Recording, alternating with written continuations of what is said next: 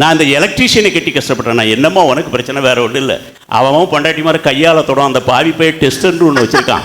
என்கிட்ட வந்து சப்பளை வரலை சப்பளை பத்தலைங்க. இவனுக்கு என்னைக்கு சப்பளை வர நான் சப்பளை கொடுக்கங்க. இன்னொருத்தி ஆரம்பித்தேன். உங்க தான் பரவாயில்லக்கா, நான் அந்த அரசியல்வாதி மாப்பிள்ளையை கட்டிக்கிட்டு நான் கஷ்டப்படுறேன்னா ஏன் அவரால் உனக்கு என்னம்மா பிரச்சனைனா வேற ஒன்றும் இல்லைக்கா. கல்யாணம் முடிஞ்சு 6 மாதத்தில் குழந்தை உண்டாயிட்ட சந்தோஷமாக என் புருஷன்ட்ட போய் எத்தான் நான் முழுகாமல் இருக்கேன்னு இவன் உடனே சொல்கிறான், இது எதிர்கட்சிக்காரர்களின் சதிங்க. இவனுக்கு குழந்தை உண்டாயிருக்கேன், எதிர்கட்சிக்காரர்களின் சதிங்கால. கடைசியாக ஒருத்தி ஆரம்பிச்சா, எவனை கட்டினாலும் கட்டணும், இந்த யோகா மாஸ்டரை கட்டக்கூடாதுன்னா.